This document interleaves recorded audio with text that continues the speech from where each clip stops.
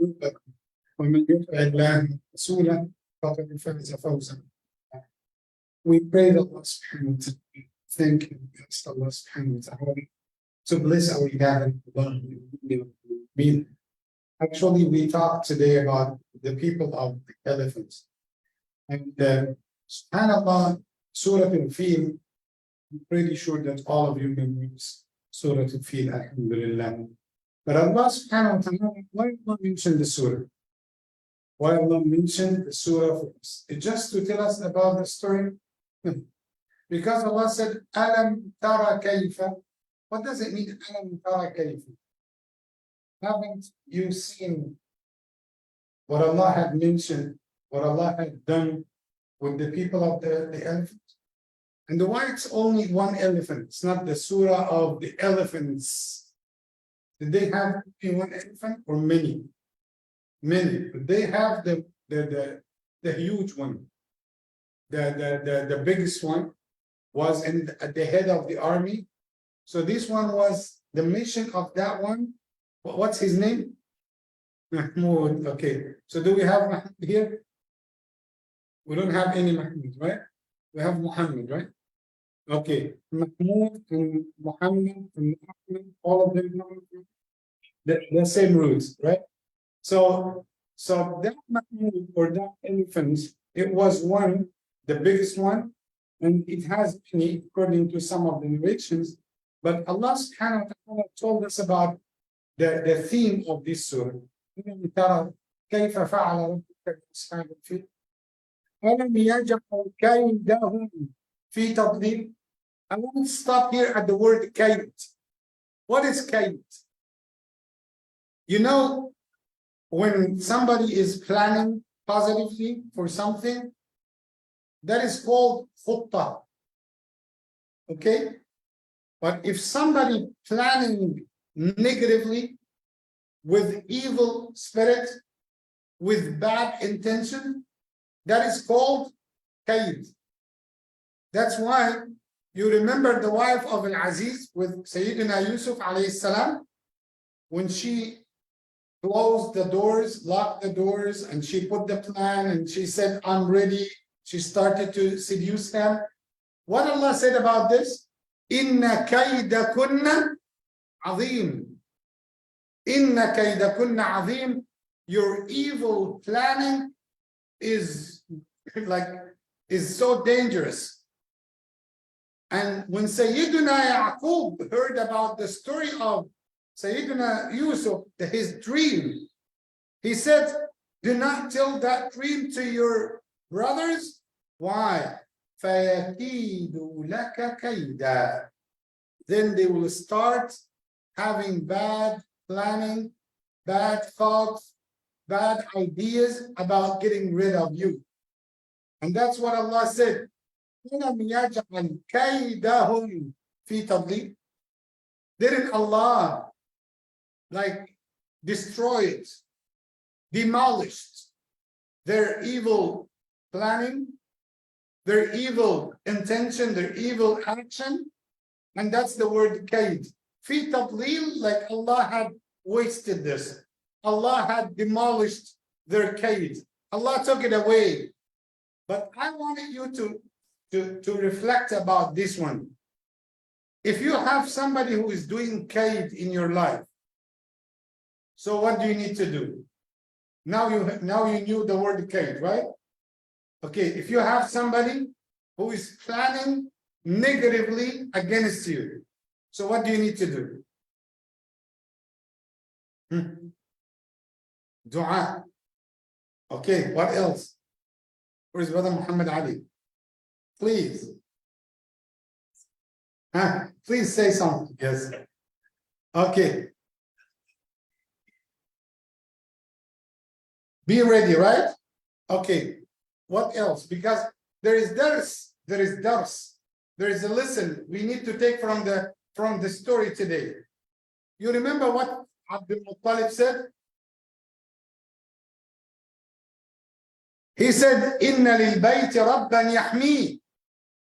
The house, the sacred house has Rabb. He will protect it. And if somebody is planning against you, What you need to do is just rely on Allah. Put your trust in Allah. وَفَوَّضْتُ أَمْرُكَ إِلَى اللَّهِ. And that's why Allah said, وَأُفَوِّضُ أَمْرِي إِلَى اللَّهِ إِنَّ اللَّهَ بَصِيرٌ بِالْعِبَادِ. That's why حَسْبُنَا اللَّهُ وَنِعْمَ الْوَكِيلِ, the one that Auntie Maryam just mentioned, حَسْبُنَا اللَّهُ وَنِعْمَ الْوَكِيلِ. That's the great dua that you need to say. If somebody is doing something wrong to you, or you feel that that person is not intending good to me, or somebody is playing around you, someone playing behind you, someone may, if you started to attack him like he attacks you, so there is no difference between you and him. You got my point? What is the common ground between you and someone who has evil in his heart? Nothing. I don't see there is any common ground between you and him. If you started to act like him, planning like him, so that means there is no difference between you and him. You need to go up more and leave him and just to rely on Allah. Imam, but what about if he will cause harm to me? Do not worry. You remember Sayyidina Ibrahim? Rasulullah sallallahu alayhi wa sallam said, حسبنا الله ونعم الوكيل قالها إبراهيم. حسبنا الله ونعم الوكيل. Allah is sufficient for me, and I place my trust in Allah. Sayyidina Ibrahim said that. So what happened? What happened when he said that? Allah turned the fire to be cool, nice, safe. Allah saved him. What happened to Musa alayhi salam? He split the ocean and Allah saved him. What happened to Yunus? Allah saved him from the belly of the whale. What happened to Rasul sallallahu alayhi wa sallam? Allah supported him in the battle of the trench. Allah saved him in the hijrah. وَإِذْ يَمْكُرُ بِكَ الَّذِينَ كَفَرُوا لِيُثْبِتُوكَ أَوْ يَقْتُلُوكَ أَوْ يُخْرِجُوكَ وَيَمْكُرُونَ وَيَمْكُرُ اللَّهُ اللَّهُ خَيْرُ الْمَاكِرِينَ. Allah said, you remember, O Muhammad, when the disbelievers wanted to make that evil plan against you, they wanted to expel you, they wanted to assassinate you, they wanted to take you out of Mecca, and you know what? وَيَمْكُرُونَ وَيَمْكُرُ اللَّهُ. They put their plan, Allah puts his plan, and Allah is the best of the planners. That's Allah. If you memorize Surah Al-Tariq, at the end of Surah Al-Tariq, إِنَّهُمْ يَكِيدُونَ كَيْدًا وَأَكِيدُ كَيْدًا فَمَهِّلِ الْكَافِرِينَ أَمْهِلْهُمْ رُوَيْدًا. They are doing their part of planning, and Allah is doing his planning. So who is going to win? Allah's planning. Listen, as some of the scholars said, لن يحدث أحد لن يحدث شيء في ملك الله إلا بمراد الله. Nothing is going to happen in the kingdom of Allah except by the will of Allah. That's it. So do not worry, do not get panicked. Just rely on Allah. Place your trust in Allah. إِذَا الْعِنَايَةُ لَعْبَتْكَ عُيُونُهَا نَمْ فَالْمَخَاوِفُ كُلُّهُ. You know, Muttalib, what did he make?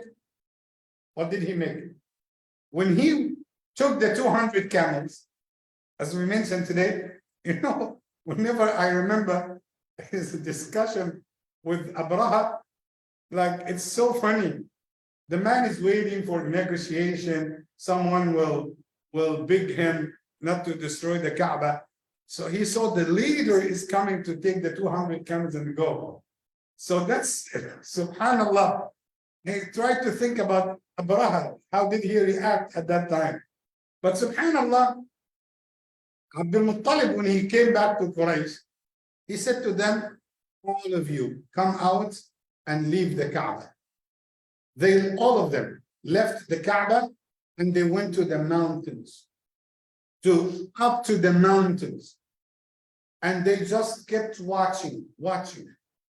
That's it. Subhanallah, Rabbil Alameen. They kept watching. Abraha entered to the Kaaba and no single body there. Kaaba was empty. Kaaba was alone. That's the full trust in Allah subhanahu wa ta'ala. If they stood in front of this army, 70,000 with elephants, they cannot fight them. So there is no way. Now we place our trust in Allah. If you go to Umrah, you see this Kaaba was alone. And they went there waiting. Then Allah sent the birds with ababil, with the little pebble, and it destroyed them. So Allah saved his house. But you know that scene of they are watching. Remember one of the professors in Al-Azhar, he said, if somebody had oppressed you one day, just say Hasbunallah wa ni'mal wakeel and stay in the back, watch. The same as they watched on the mountain. If somebody oppressed you and you cannot defend yourself, you need to move the case from being on earth and take the case up to the heavens, to Allah. Say, Ya Rab. And I told you before, two things can pass Sidratul Muntaha. Right? What is this? Dua of Madloom.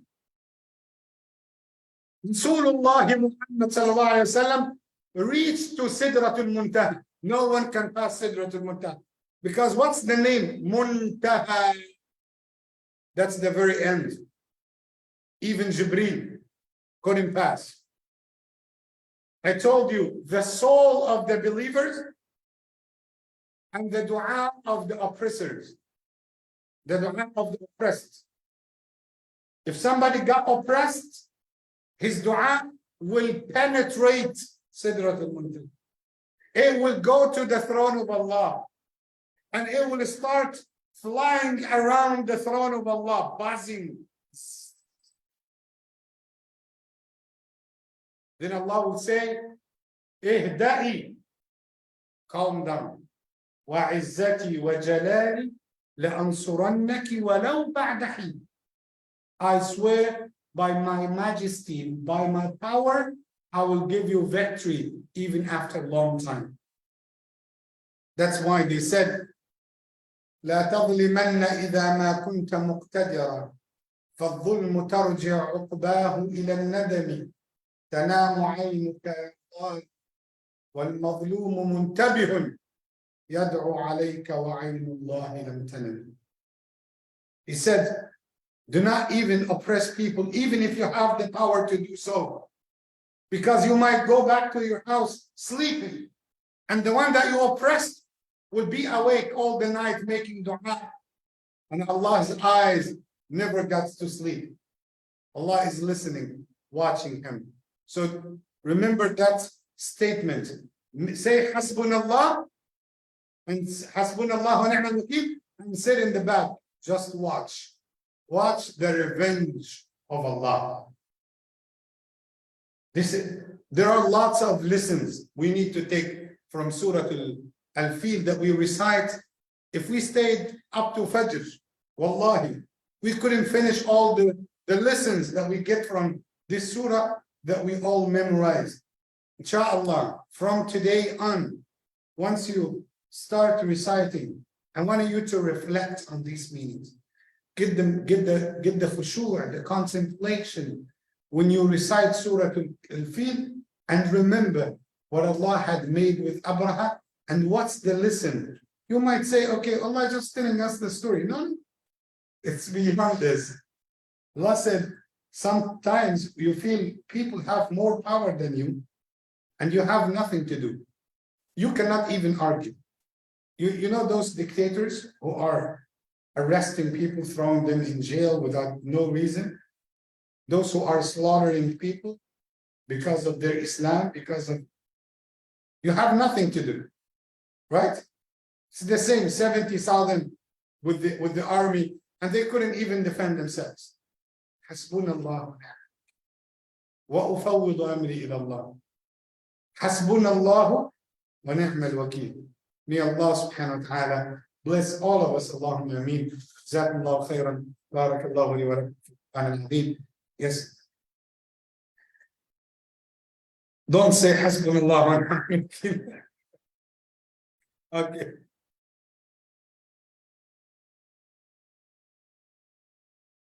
Yes.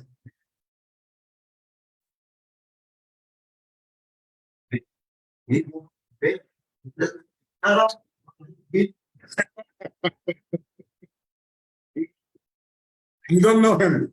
I don't know him. So he said he take his belt. Oh, see, that's the key word, the belt. Okay, doctor.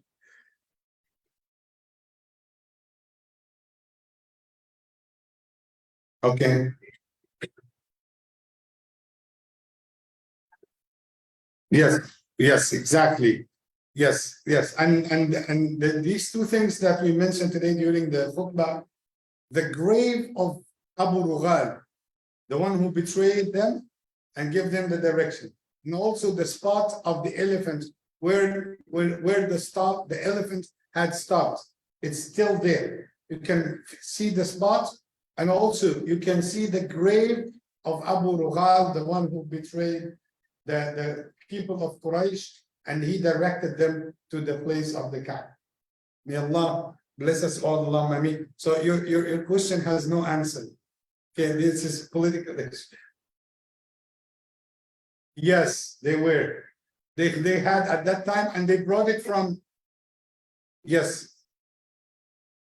Because okay, we said today that the Nagashi, this is the king, who is in Abyssinia, conquered Yemen, and he put Abraha as a governor on Yemen, so the elephants came from Yemen. That's it. Barakallahu feekum. Jazakumullahu khairan. Assalamu alaikum. Bye.